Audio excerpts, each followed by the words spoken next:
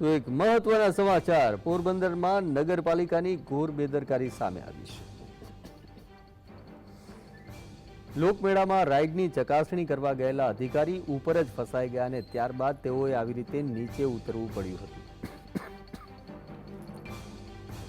પાલિકાની hydraulic ટ્રોલીમાં oil ખાલી થઈ જતા એનડીટીના અધિકારી આ રીતે ફસાઈ ગયા હતા।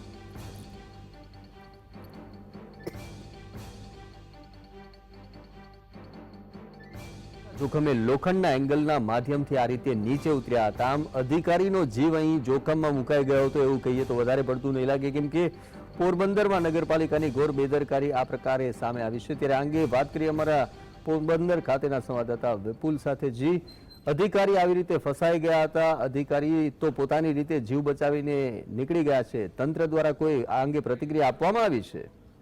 હા, ચોક્કસ જણાવ્યું કે પાલિકાની જે ઘોર બેદરકારી આજે સામે આવી હતી। હાલમાં જે પોરબંદરનો જે 5 દિવસનો લોકમેળો યોજાઈ રહ્યો છે તે દરમિયાન પાલિકાની ટીમ છે ત્યાં ઉપર ચેકિંગ કરવા માટે જે ઉપર ચડેલા હતા તે પાલિકાની ટ્રોલી ઉપર ચડેલા હતા, પરંતુ પાલિકાની ટ્રોલી છે અંદર ઓઇલ ખાલી થઈ જતા અધિકારી છે તે ઉપર ટ્રોલીમાં ફસાયા હતા, પરંતુ તેઓને લોખંડની પ્લેટ વચ્ચે નીચેથી ઉતરવાની ફરજ પડી હતી। અને આ અંગે છે પાલિકાની ઘોર બેદરકારી સામે આવી એવું તેવું દેખાય છે કે જે ઓઇલ ખાલી થઈ ગયું ત્યાં સુધી પાલિકાને ખબર ન હતી અને મેળાની અંદરથી જે મોટો ભ્રષ્ટાચાર કરવાની જે વાતો કરે છે કે મોટો ભ્રષ્ટાચાર છે, કરોડો રૂપિયાનો પાલિકા ભ્રષ્ટાચાર કરે છે, પરંતુ જે ભાડાની આવક જે આવે છે પાલિકાની અંદર આવતી હોય તેમ છતાં પણ પાલિકાના અધિકારીઓ આ બાબતે ધ્યાન આપતા નથી।